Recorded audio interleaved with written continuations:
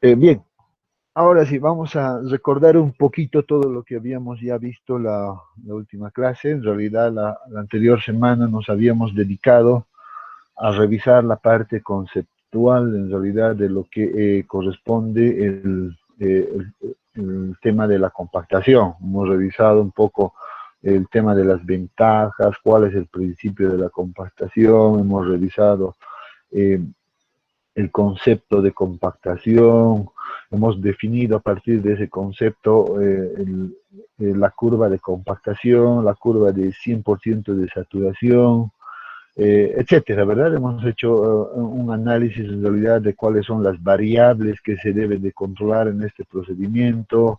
Hemos mencionado las 4 variables, densidades, humedades, energía y tipo de material.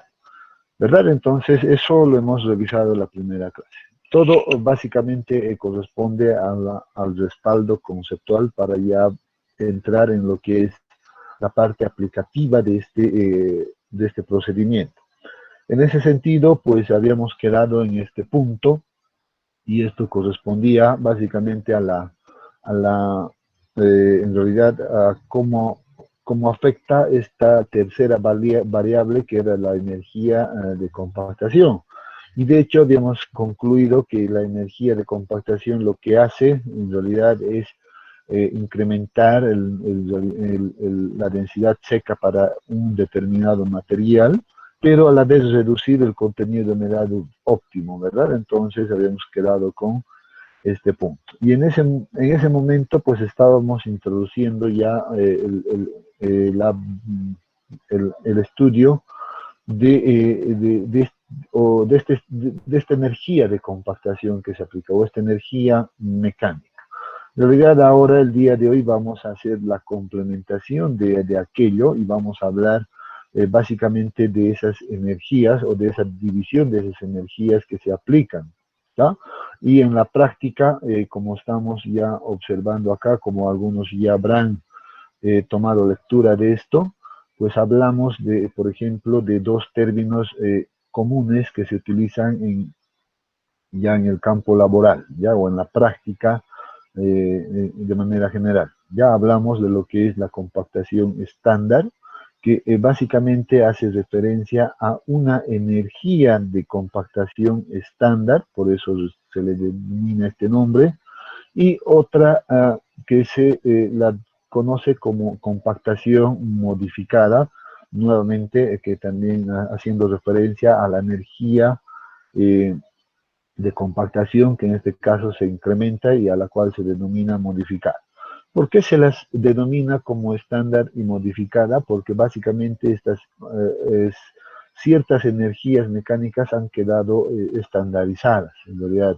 ¿ya? Entonces, cuando hablamos de un estándar, nos referimos a una energía específica que se debe aplicar en el proceso de compactación, y cuando hablamos de una energía modificada, pues estamos hablando también de otra energía de compactación específica. ¿ya? Esa es la idea general, entonces, con respecto a la energía de compactación. Pues muy bien, para desarrollar un poco más eh, sobre estándar modificada, pues vamos a irnos a hablar de lo que tiene que ver la compactación en laboratorio. Por tanto, este es algo muy común, muy cotidiano en realidad en la vida profesional.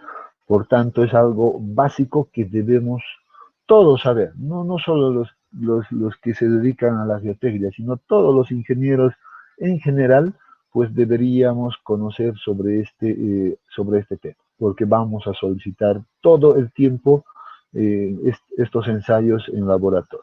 ¿Ya?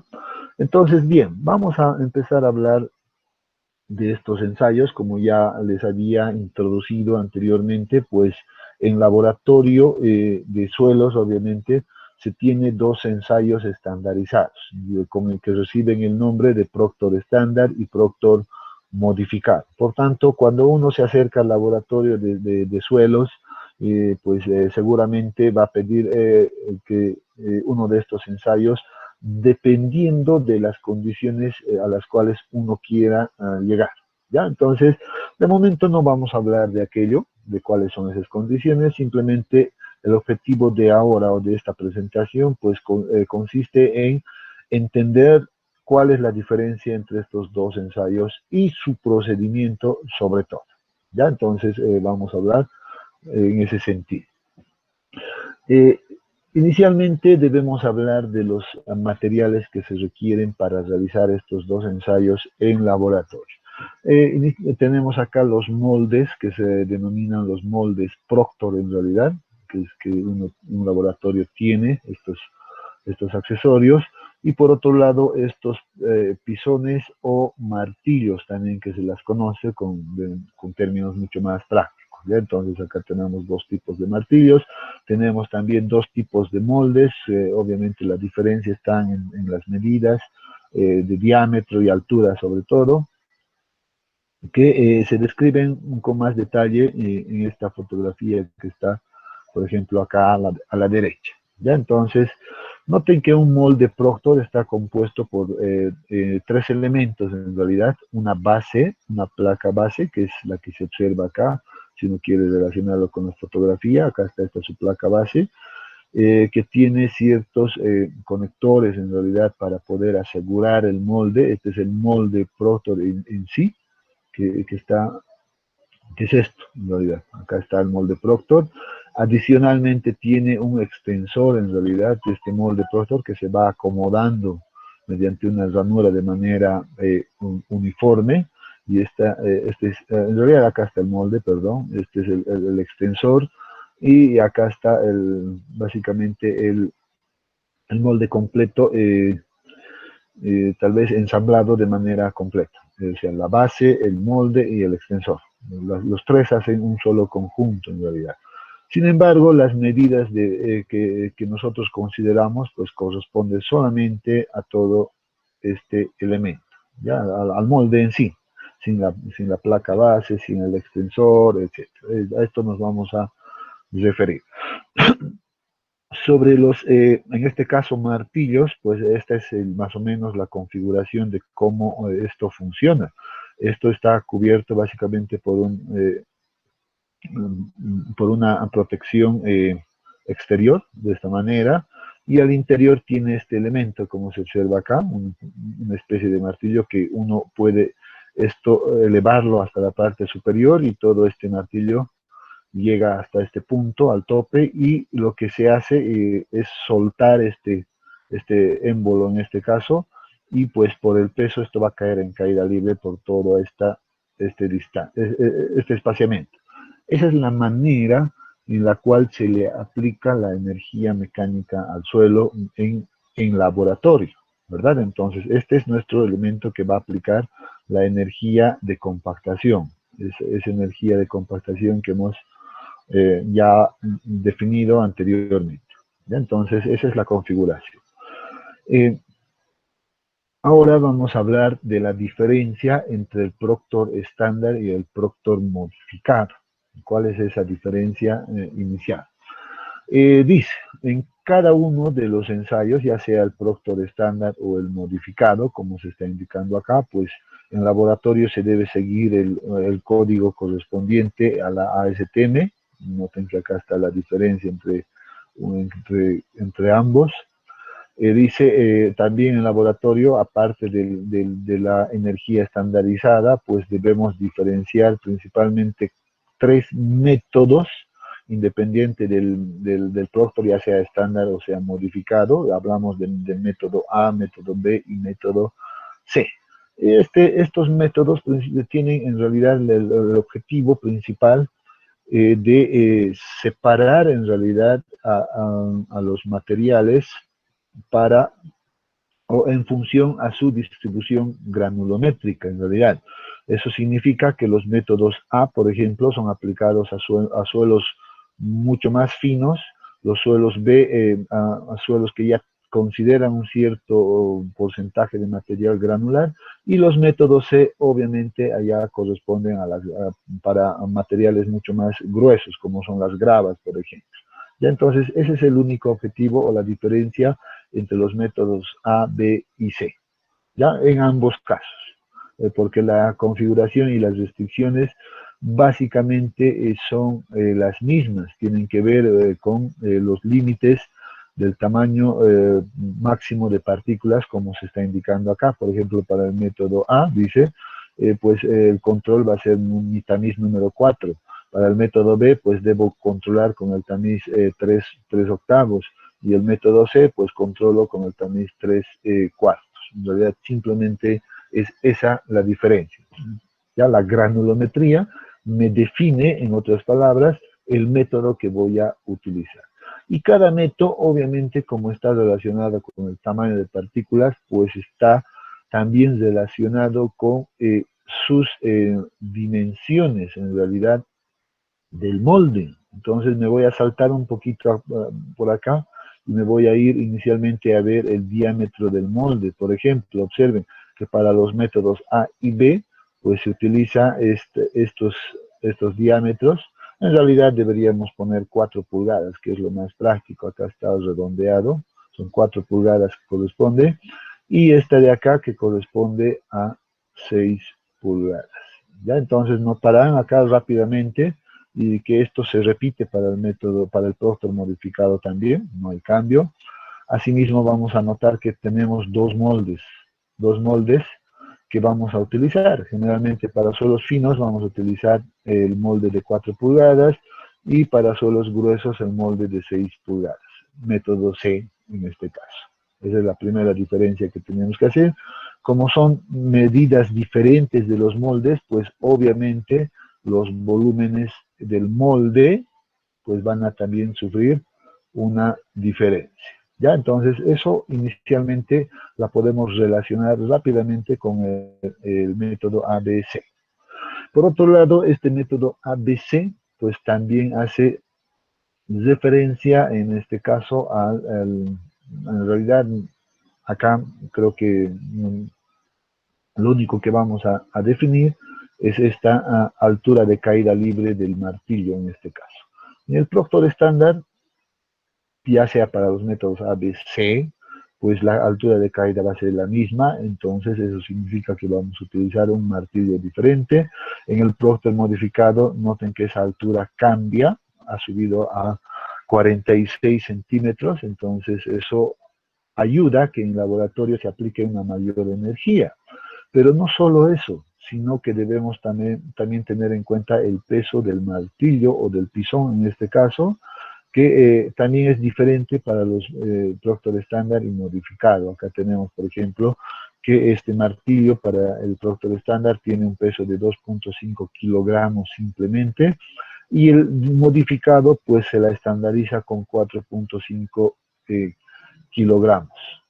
Ahora viene la respuesta como que les había indicado hace un momento. Les había dicho, pues generalmente las energías de compactación se la han estandarizado. Entonces, de esta manera, tanto con la altura de caída del pisón y el peso del mismo, pues se está estandarizando a energías ya específicas como se está indicando acá en la parte inferior. Energía de aplicación en el método estándar, energía de aplicación en el método modificado.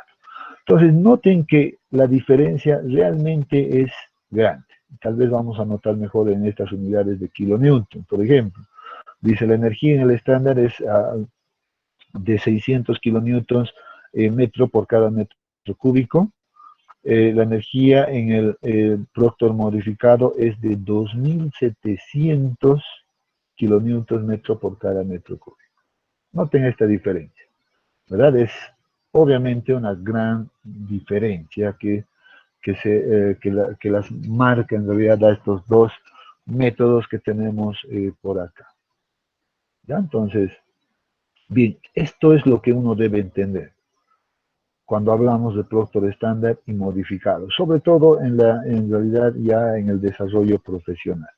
Uno tiene que tener claro esto, a qué se refiere el Proctor estándar y modificado. Entonces, eso es importante. A veces los colegas simplemente se memorizan en realidad el Proctor modificado y dicen, no, hay que hacer siempre un Proctor modificado. Piensan, porque estamos aplicando una energía mucho mayor, entonces la lógica les indica de que a mayor energía aplicada, pues van a encontrar una mejores condiciones. Pero a veces no siempre eso es posible en obra. Ya, esto vamos a recordar este punto cuando estemos hablando de la compactación en campo, que es el siguiente apartado que correspondería a la clase del día miércoles en realidad. Bien, entonces vamos a quedarnos únicamente con esta diferencia de manera inicial ahora entre estos dos métodos, ¿ya? El diámetro del pistón, pues parece ser uniforme para ambos, no hay ningún cambio al respecto. Otro detalle importante en realidad es estos dos puntos de acá, que también me van a relacionar para garantizar sobre todo esta energía que se va a aplicar acá. ¿Ya? Entonces, ¿qué es lo que nos dice, por ejemplo, el Proctor estándar, independiente de los métodos A, B y C? Que nos dice, debemos realizar la compactación en capas. Obviamente no la vamos a no vamos a rellenar de material al molde en una sola capa, sino, dice el Proctor estándar, se la realiza en 3 capas diferentes, ¿verdad? Si uno entiende aquello, pues dice, yo tengo mi molde Proctor que he visto hace un momento en detalle, obviamente está un poco chueco. Este molde, pues dice, debo colocarle yo en capas. Eso significa que debo colocarle una primera capa por acá. Y dice, a esa primera capa, pues debo aplicarle 25 golpes utilizando el pisón o el martillo que hemos descrito anteriormente. Entonces dice, a esta capa le aplico 25 golpes. Eso obviamente se traducirá en una determinada energía. ¿Ya? Entonces a la primera capa le aplico los 25 golpes acá bien distribuidos. Luego colocamos una segunda capa en el molde, pues nuevamente le aplicamos los 25 golpes que se indican acá y una tercera capa y nuevamente se aplica los 25 golpes. En realidad, para llenar el molde completo en laboratorio, pues yo debería de aplicar, según este procedimiento, 75 golpes de manera general, que le van a corresponder al Proctor estándar, ¿verdad? Al Proctor estándar. Entonces, ahí vamos simplemente a abreviar esto, que corresponde al Proctor estándar. Eso se realiza tanto para el método A, B y C. Perdón, simplemente método A y B. Para el método C, noten que en el Proctor estándar estamos todavía, pues se sufre una modificación en el número de golpes por capa. Noten, ¿verdad? Esto vamos a ponerlos para los métodos A y el método B. ¿Qué pasa si hablamos del método C, como nos dice acá? Dice, pues en ese caso debemos utilizar las mismas 3 capas, sin cambiar aquello, 3 capas, pero en cada capa debo aplicarlo 56 golpes. Ya no 25 golpes por capa. Entonces, ¿cuántos golpes en total tendríamos ahí? Entonces decimos 56 por 3, pues eso me da 168 golpes en total en todo el molde, ¿verdad? Entonces ahí aplicamos aquellos 168 golpes. Entonces, pues ahí vemos la diferencia, ¿verdad? Entre los diferentes métodos que se están describiendo. Pasemos al Proctor modificado. ¿Qué dice al respecto? El Proctor modificado sufre un cambio. Obviamente debe ser notorio esta energía porque necesitamos implementar mayor energía en el mismo volumen de molde que es el que vamos a utilizar. Por tanto, para eso se plantea la norma ASTM, plantea que deberemos utilizar ya no 3 capas, sino que el mismo molde deberemos dibujarlo seguramente en ya en 5 capas eh, relativamente uniformes, ¿verdad? Entonces acá si tenemos nuestro propio, el mismo molde, pues ahora dice que debemos utilizar seguramente una primera capa ahí, aplicarle 25 golpes si es el si es el método A y B, y si es el método C, 56 golpes de igual manera, pero en las 5 capas. Ahí tenemos una, dos, tres, bueno, me sale un poco desigual, en teoría debería de ser, las capas deberían de ser relativamente uniformes, una, dos, tres, cuatro y 5 capas, pero la idea es que entendamos esto, ¿verdad? Si ahora nos ponemos nuevamente a pensar, vamos a decir, si hablamos del método A y B, pues vamos a aplicar 25 golpes por cada capa, 25 por 5, eso nos da 125, ¿verdad? 125 golpes, obviamente es mucho mayor ya a lo que estamos aplicando. Si hablamos del método C, pues noten que 56 por 5 ya nos da un valor de, 56 por 5 es 280 golpes que debemos dar. Obviamente la diferencia ya se marca eh, mucho más claro viendo esos números. Pero bien, este cuadro pues nos sirve para entender con claridad, creo yo, la diferencia entre el Proctor estándar y el Proctor modificado. Muy bien, ahora paso la consulta a todos ustedes y les digo, por diferencia entre ambos ensayos de laboratorio que se tiene.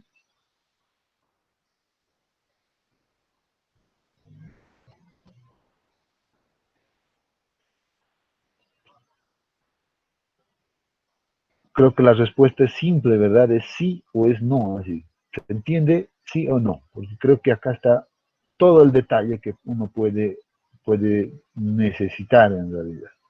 ¿Ya? Entonces, bien, creo que no hay mayor inconveniente al respecto. Entonces, pues vamos a continuar ahora hablando y vamos ya a entrar en cómo se aplica este procedimiento en laboratorio y cuál es el propósito en realidad, nuevamente recordando un poco esa parte teórica. Dice, pues el propósito de la compactación en laboratorio es la de determinar el peso unitario seco máximo posible de un suelo para un contenido de humedad óptimo, ¿verdad? Esto es todo lo que hemos visto en la anterior clase, todo lo que hemos definido. Entonces, en laboratorio tratamos de reproducir ese concepto que hemos visto o hemos revisado en la anterior clase. Debe reproducirse en realidad a la cabalidad en laboratorio. Esa es la idea también de los laboratorios, de producir las condiciones teóricas utilizando muestras de suelo. Dice, la cual se consigue realizando varias pruebas y obtener una curva de compactación de suelos. En otras palabras, pues podemos resumir todo esto en que el objetivo principal del ensayo del laboratorio es determinar la curva de compactación para un determinado material. Y acá quiero indicar algo en realidad. Voy a indicar de que para cada material que nosotros observemos, pues vamos a obtener una curva de compactación muy particular. Ya eso significa que cada material tiene su propia curva de compactación. No podemos asimilarla ni siquiera con otro material. Así ingrese dentro de la misma clasificación. Por ejemplo, si todas son, por ejemplo, grava arenosas, pues igual van a tener una curva diferente. ¿Ya? Por tanto, debemos meternos eso en la cabeza. No podemos compartir esta curva de compactación para varios suelos. No es posible aquello. Tienen su propia curva de compactación. Y en laboratorio, pues se encuentra esa curva de compactación. Como habíamos indicado anteriormente, se debe realizar varias pruebas para que nosotros podamos obtener esta curva de compactación. En este caso particular, para esta curva de compactación, dice se ha realizado 1, 2, 3 4, 5, 6, 7, 8, 9 pruebas en realidad. Obviamente, mientras más pruebas realizas, seguramente vas a tener mayores puntos y la curva de compactación pues va a ser mucho más fácil de definirla en realidad, ¿ya? Porque ese es el punto. Una vez que hemos definido el punto de compactación, pues ya sabemos que el punto máximo de curvatura de la curva pues va a corresponder al peso unitario o el peso específico seco máximo, como está observándose acá, y sobre todo el contenido de humedad óptimo, como se está marcando por acá, que son los valores o los datos que debemos encontrar después del proceso de compactación. Eso es lo que nos interesa. Por otro lado, como ya sabemos, pues también debemos controlar la curva de saturación, ¿verdad? Los 100% de saturación. Obviamente esto con la idea de verificar que el proceso de compactación haya sido realizado de manera correcta. Entonces esta curva, ya hemos dicho, nunca debe intersectar a la curva de compactación. ¿Ya? Entonces es algo que debemos recordar. Bien, por tanto, dice, el método en laboratorio, el método de compactación en laboratorio consiste esencialmente en colocar el suelo en un molde estándar. Ya hemos visto cuáles son esos moldes estándar, ya tenemos dos moldes estándar, el molde de 4 pulgadas y el molde de 6 pulgadas. Ya sea, dice, en 3 o 5 capas iguales. También ya hemos visto y ya sabemos ahora a qué energía corresponde cada uno, ¿verdad? El 3 estándar, 5 modificado. Y esto ya lo hemos identificado hace un momento. Cada uno de los cuales, dice, se somete a un grado específico de energía de compactación. ¿Y cómo le aplicamos esa energía de compactación? Pues aplicando el número de golpes por capa, lo que hemos descrito en la tabla anterior. Dice, después de compactar la capa final, ya sea la tercera capa o la quinta capa, dependiendo, se determina el peso unitario húmedo total del suelo en el molde. Finalmente se determina el contenido de humedad del suelo. Entonces de ese procedimiento de aplicación de la energía mecánica en los moldes, pues lo que estamos encontrando inicialmente, dice, son dos resultados. Un peso unitario húmedo total, seguramente, esto es fácil de determinar. ¿Cómo determinamos esto? Pues recordando simplemente el concepto, que esto va a ser igual al peso total sobre el volumen total, ¿verdad? El peso total en laboratorio se controla fácilmente con ayuda de una balanza, pues debemos determinar el peso total del material que ha entrado en los moldes específicos, y la dividimos entre el volumen que este suelo ha ocupado. Pues esto, al ser los moldes estándar, pues seguramente este es un dato que ya conocemos fácilmente, ¿verdad? Entonces tenemos este dato, registramos este peso en laboratorio y con eso tenemos el peso unitario. Adicionalmente, dice, a eso se controla el contenido de humedad a la cual ha sido sometida ese ensayo. Entonces, obviamente para esto el procedimiento es también simple, y de eso pues encontramos seguramente el contenido humedad para cada prueba. Entonces, peso unitario húmedo y contenido de humedad. Datos suficientes para encontrar o llevarles a las condiciones que nosotros necesitemos. A partir del peso unitario húmedo y el contenido de humedad, seguramente para nosotros va a ser fácil encontrar el peso unitario seco, que es la medida de la compactación, ¿verdad? Necesitamos llegar a ese punto. Bien, acá todavía vamos a observar un poco el procedimiento o el proceso que se realiza en laboratorio, el proceso de compactación. Por ejemplo, acá tenemos la diferencia entre el molde de 4 pulgadas y el de 6 pulgadas, obviamente haciendo relación también al Proctor estándar y el Proctor modificado. Acá lo que les decía creo que se describe de mejor manera, las 3 capas que se deben colocar en el molde, como hemos indicado, y las 5 en el productor modificado, ¿verdad? Dependiente de los moldes que hemos iniciado. Nuevamente acá hacemos la diferencia para si utilizamos el molde de 4 pulgadas, pues 25 golpes por capa en ambos casos.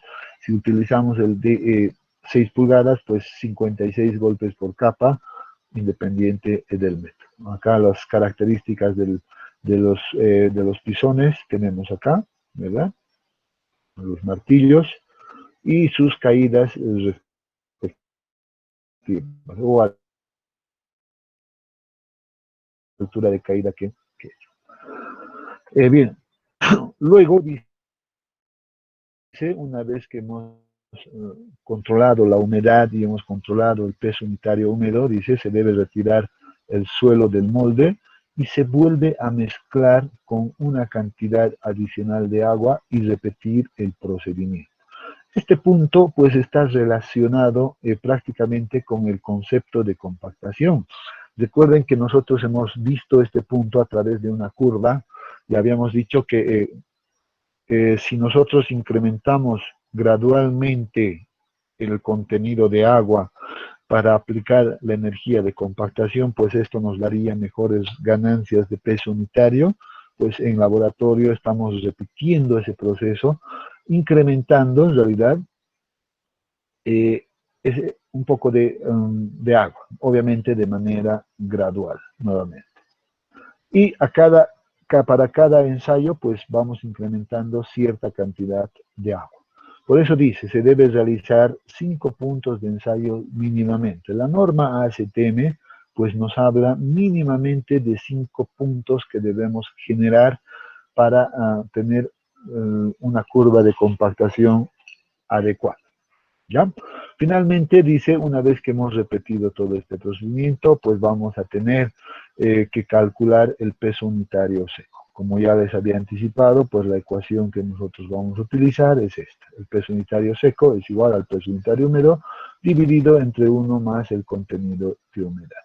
Sin embargo, en este punto vamos a hacer referencia, por ejemplo, a estos 5 puntos. Entonces, de acá, pues, resulta que nosotros debemos tener 5 puntos bien definidos. 1, 2, 3, 4 y 5 puntos, ¿verdad? ¿Cuál va a ser la diferencia entre estos 5 puntos? Obviamente, esto de acá, el peso unitario seco, seguramente vamos a tener peso unitario seco 1, que le va a corresponder obviamente a un contenido de humedad también específico. Perdón. Guarden esto.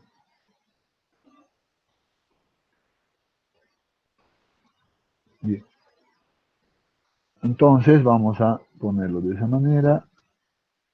Un contenido de humedad entonces 1. Y lo mismo deberíamos repetir para este caso. Vamos a tener un contenido, el peso en específico seco 2, que le corresponde a un contenido de humedad 2. Para el 3 lo propio. Y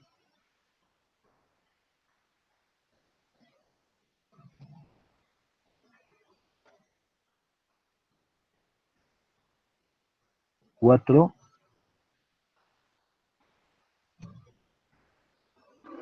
Luego tenemos el peso específico seco 5 con su correspondiente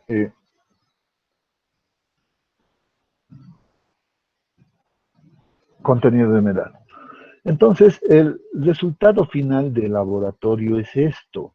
Nos va a proporcionar estos valores, peso unitario seco 1, peso unitario, y su contenido de humedad 1. Como en este procedimiento, para cada prueba hemos incrementado el contenido de humedad, y esto en realidad en la práctica tiene una diferencia en realidad entre contenidos de humedad entre el orden del 2% al menos. Ya puede ser el 2%, 1.5%, 2.5%, pero se toma como una referencia un 2% de diferencia entre estos contenidos de humedad. ¿Qué quiero decir? Por ejemplo, si este valor, por ejemplo, de contenido de humedad es igual a, no sé, vamos a poner un caso crítico, por ejemplo, de 5, pues este de acá debería tener un contenido de humedad, por ejemplo, de 7%, ¿verdad? Esto se mide en porcentaje y así llegar hasta el último valor. ¿Cuánto tendría de diferencia? 7, 9, 11 y este debería tener, por ejemplo, un contenido de humedad de 13%. Esa es la variación que se realiza en laboratorio, al menos con una diferencia del 2% en los contenidos de humedad. Y esto no es fijo, obviamente esto es una referencia. Esto depende del tipo de material que uno va realizando. Algunos materiales con el 1% de incremento, obviamente ya generas un gran cambio seguramente en este comportamiento. ¿Ya? Bien, entendiendo esto entonces, pues a partir de estos puntos, de estos 5 puntos generados, pues ya podemos generar la curva de compactación que seguramente la vamos a tener de esta manera. Por ejemplo, tenemos acá esta curva que estamos observando acá, que acá tenemos, por ejemplo, un punto de compactación, segundo punto, tercer punto, cuarto punto y quinto punto. Esos puntos pueden ser graficados obviamente, en un eje cartesiano donde relaciona al peso unitario seco en esta medida, como ya hemos visto, y el contenido de humedad en porcentaje en este eje de las abscisas en este caso. Conociendo los 3 puntos ya definidos acá, pues podemos, y acá sí hay que decirlo así, hay que ajustar una curva que mejor se ajuste a estos puntos, ¿ya? En la práctica, obviamente esto la podemos realizar en una planilla Excel fácilmente. Si yo conozco estos puntos, pues con la ayuda de una planilla Excel la puedo ajustar una curva que generalmente se encuentra en el orden de una curva de entre el tercer grado a cuarto grado, en el mejor de los casos, ¿ya? Pero seguramente con una curva de tercer orden, pues ya vamos a tener un ajuste bastante aceptable. Sin embargo, para temas netamente académicos, pues nosotros podemos hacer esta tendencia de manera manual, ¿verdad? Si yo conozco estos puntos, seguro que la puedo proyectar utilizando un buen criterio más o menos y entendiendo cómo o qué forma tiene la curva de compactación, pues seguramente puedo ajustarlo también. No creo que sea mayor inconveniente. Con el único detalle de no olvidar que esta curva de compactación debe tener un punto máximo siempre, y a partir de aquello va a bajar aquello, ¿verdad? Entonces, esa es la única diferencia. Por otro lado, pues tenemos siempre que adicionar la curva de saturación, como ya hemos visto, la ecuación ya la conocemos, es una ecuación bastante simple que debe ser determinada. Bien, entonces ese es el procedimiento que se realiza en laboratorio joven. ¿Ya? Entonces no es complicado, pero sí hay que tener un poco de cuidado. Este procedimiento que hemos hablado, pues se repite para el producto estándar y modificado de igual manera. No hay ninguna variación en ambos. Vamos a generar los 5 puntos siempre. ¿Ya? Entonces, pues con esto, finalmente para terminar el apartado de la compactación en laboratorio, pues vamos a introducirnos en la cuarta variable que habíamos mencionado, que corresponde al tipo de material, ¿verdad? Entonces, en este caso, pues esta curva, esta gráfica más bien, nos está mostrando en realidad varias curvas diferentes, observen, de que va de la curva 1 hasta la curva 8, que corresponden a distintos materiales. Y noten que dependiendo del tipo de material, pues yo voy a obtener en realidad, por un lado, mayores valores de densidad, en este caso, o peso unitario seco, y en algunos casos menores valores de densidad seco, y por otro lado, noten que en función al tipo de material, hasta la forma de la curva de compactación, pues va cambiando, ¿verdad? Eso depende del tipo de material. Por ejemplo, observemos, por ejemplo, la curva 1. Dice, esta curva 1 corresponde a una arena bien gradada. Cuando el gradaje o la graduación de las partículas es uniforme, pues dice, vamos a tener una curva más o menos como la teoría nos indica, ¿verdad? Sin embargo, si ya nos vamos por ejemplo, a la curva 2 que nos dice, pues esta va a ser una magra, arenosa, bien gradada, pues ya es otro tipo de material, pues vean que reduce en peso unitario y además esto ya se va inclinando un poco hacia este otro lado y así sucesivamente. Noten que para la curva 8 que corresponde a una arcilla, perdón, mal gradada, en términos aquí de graduaciones, pues vamos a tener curvas mucho más eh, planas en este caso. Y esa es y esto es lo que les decía hace un momento. Cada material pues va a tener su propia curva de compactación. No podemos uniformizarla en términos de, por ejemplo, de la clasificación unificada. No podemos hacer aquello. Cada material va a tener su propia curva de compactación. Muy bien, con esto pues entonces hemos concluido la parte de compactación en laboratorio y pues si tienen alguna consulta hasta este punto podemos seguir avanzando ahora.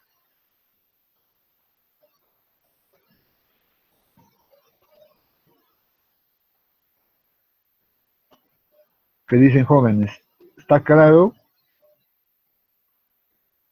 Sí, Inge, está claro.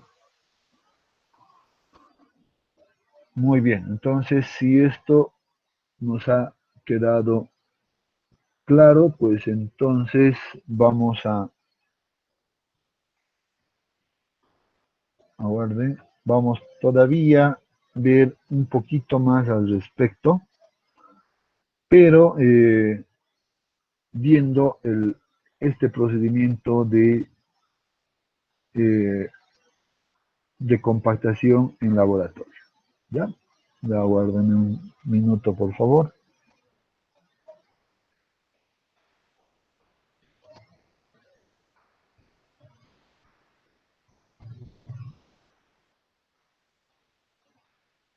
Ahora sí. A ver, ya para cerrar este punto de laboratorio, pues voy a nuevamente presentar o compartirles un nuevo documento. ¿Dónde estamos? Acá está. ¿Me confirman, por favor? Este documento también se las voy a pasar en realidad al Classroom como documento de estudio o como referencia y para que ustedes puedan revisarlo con mucho más detalle. ¿Ya?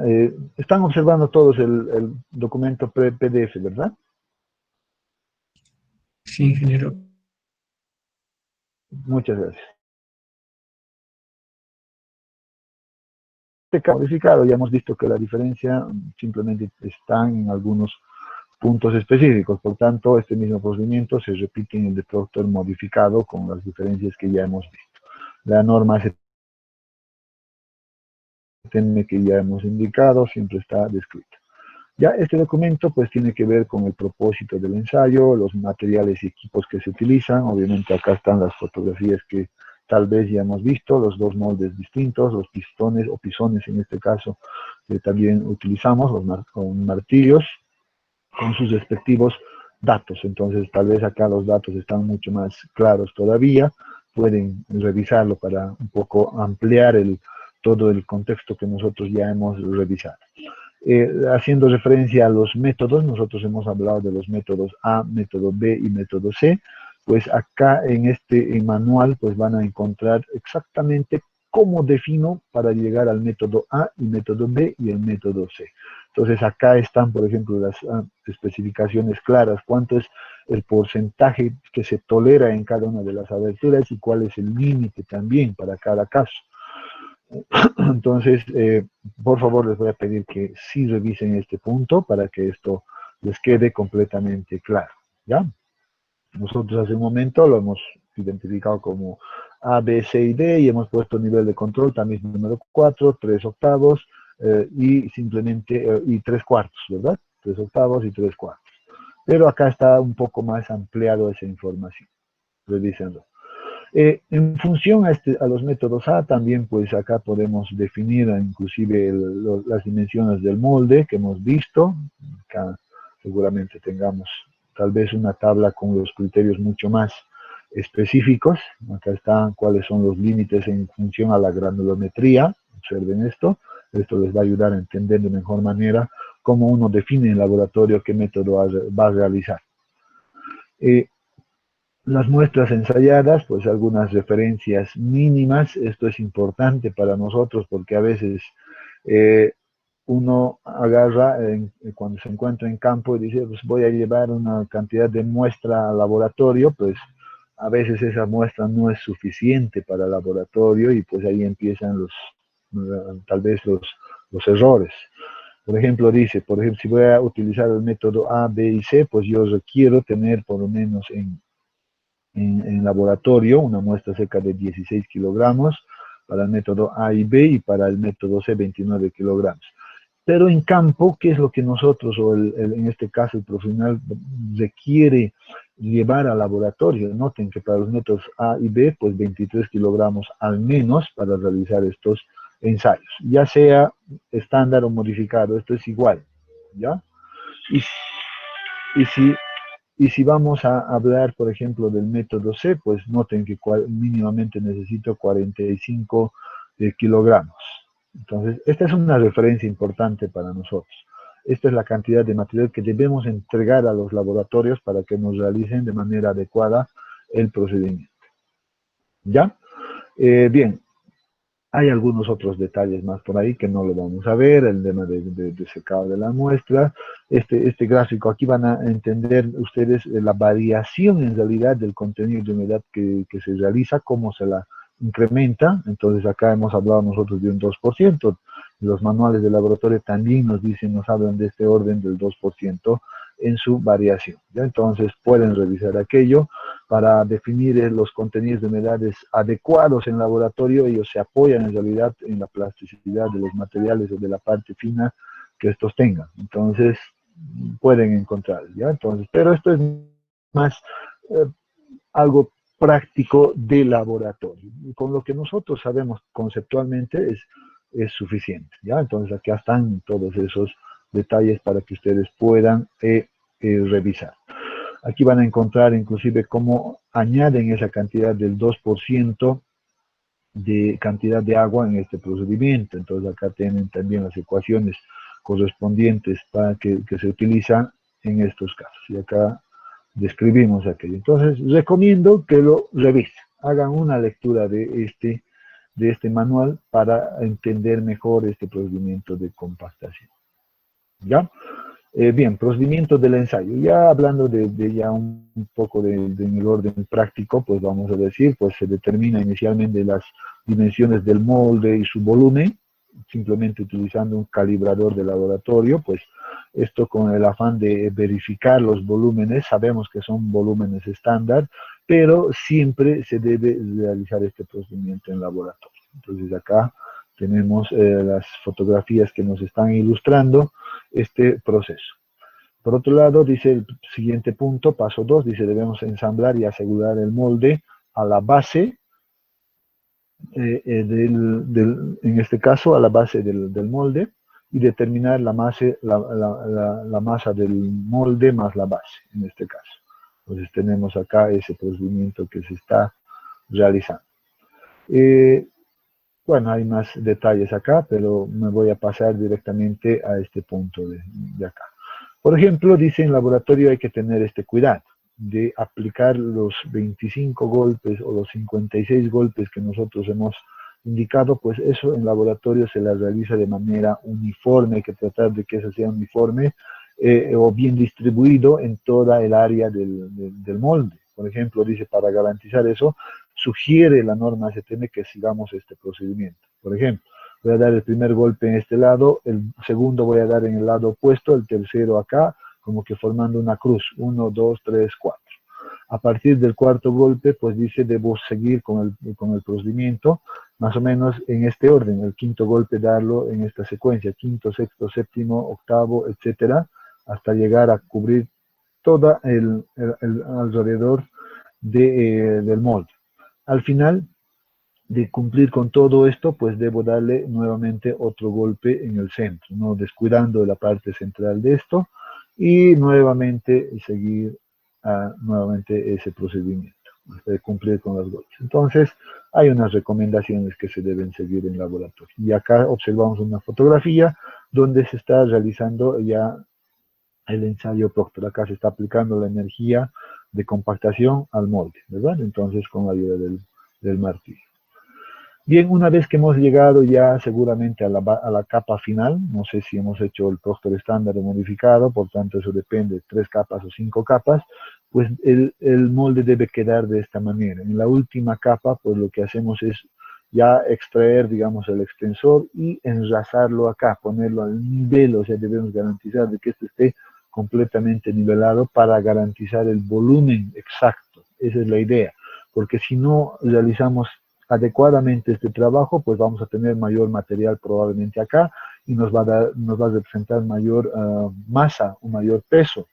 Por tanto, si hablamos del mismo volumen, pues eso sí ya nos genera errores. Por tanto, esto debe quedar muy bien definido. Bien, una vez que hemos hecho eso, ya hemos visto, debemos registrar la masa y haciendo la diferencia seguramente de la masa del molde, pues obtener la masa total del molde y determinar los valores que hemos indicado. Los cálculos nos hablan obviamente de ese procedimiento, dice aquí, bueno que realicen este seguimiento, por cierto. Entonces acá nos habla de la masa, cómo vamos a calcular la masa de la muestra inicial, haciendo estas dos diferencias. Luego determinamos el peso unitario húmedo utilizando esta ecuación de acá, considerando en este caso la aceleración de la gravedad de 9.81, como hemos indicado. Y finalmente el peso unitario seco, pues utilizando la ecuación que ya hemos visto. Con eso, pues ya y conociendo el contenido de humedad seguramente del material, pues vamos a encontrar la curva de compactación. Y para aquello, pues nos vamos a venir a nuestra planilla, a la parte de anexos de este manual y nos vamos a venir a la planilla Proctor modificado que estamos revisando. ¿Cuál es la característica de esto? Y esto hay que entender bien. ¿Ya? Generalmente cuando uno realiza el Proctor, pues va a tener dos datos como separados. Uno que corresponde a los datos registrados del molde y sus masas, cuál es el peso. Por ejemplo, acá peso del molde que se ha utilizado más el suelo, cuánto nos representa ese valor para el primer ensayo. El peso del molde, obviamente si voy a utilizar el mismo molde en todos, pues los 5 ensayos deberían de ser exactamente los mismos, entonces eso se puede observar acá. Luego, seguramente vamos a tener el peso húmedo del suelo, haciendo la diferencia de estos dos valores, pues seguro vamos a obtener esa cantidad que representa a solo el material. Y esto es lo que nos interesa, ¿verdad? Conociendo el volumen del molde, como ya acá arriba se está describiendo, pues esto está en función al diámetro del molde y la altura del molde, ¿verdad? Puedo determinar ese volumen. Seguro que ya puedo determinar el peso unitario húmedo. Entonces ustedes pueden reproducir estos valores utilizando estos datos que se tienen por acá. Entonces con eso ya tenemos el peso unitario húmedo. Pues para encontrar el peso unitario seco, pues seguramente necesito conocer el contenido de humedad, y acá está el contenido de humedad. Dice, en cada prueba en laboratorio, pues se realiza dos contenidos de humedad de cada prueba. Entonces, por ejemplo, para la primera prueba, pues esta línea de división es clara, pues corresponde a cada ensayo, ¿verdad? Entonces, para este ensayo se determina, dice, dos contenidos de humedades. Por tanto, se tiene dos registros también de recipientes para el contenido de humedad, dos valores de peso del recipiente más el suelo húmedo para el contenido de humedad, y dos valores de peso, por ejemplo, del recipiente más el suelo seco, y con esos valores pues determinamos el contenido de humedad. Por ejemplo, acá dice 9.52 y 9.59. Obviamente, si estamos hablando de la misma muestra, va a haber un ligero cambio, pero no debería de ser un cambio muy, muy radical en estos dos valores, porque si no, eso significaría que estamos seguramente cometiendo algún error. Con estos dos valores, pues sacamos una humedad promedio, que tenemos de acá, humedad promedio, y este es el valor que vamos a utilizar para los cálculos.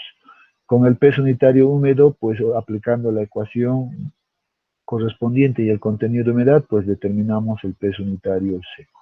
Y este procedimiento la repetimos para las 5 pruebas que hemos realizado, 2, 3, 4 y 5. Se repite de la misma manera, obtenemos esos valores y ya con esos valores, como les había indicado, pues tenemos acá los puntos 1, 2, por ejemplo, 3, 4 y 5. Y si hago un buen ajuste, pues esto me va a marcar una pequeña curvatura por acá, como se está observando en esta gráfica. Obtenida la curva de compactación, pues ahora sí simplemente debo observar el punto de mayor curvatura para definir el valor que le corresponde al peso unitario seco máximo y su correspondiente contenido de humedad, que vienen representados acá a la derecha, ¿verdad? Entonces, ese es el proceso que se debe realizar. Entonces, yo sugiero, para que a ustedes les quede claro todo esto, pues agarren estos datos de acá, todos estos datos de acá y la reproduzcan. Ya la pueden reproducir de manera manual o la pueden reproducir con ayuda de una planilla Excel. Yo recomiendo que la hagan de manera manual porque ahí van a entender exactamente cómo se está comportando esto. ¿Ya? Entonces ahí se las voy a facilitar este documento para que ustedes complementen este punto. Muy bien, entonces si tienen alguna consulta hasta este punto.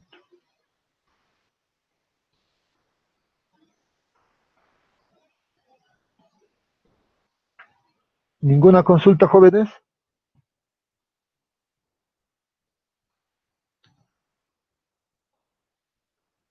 ¿Está todo claro?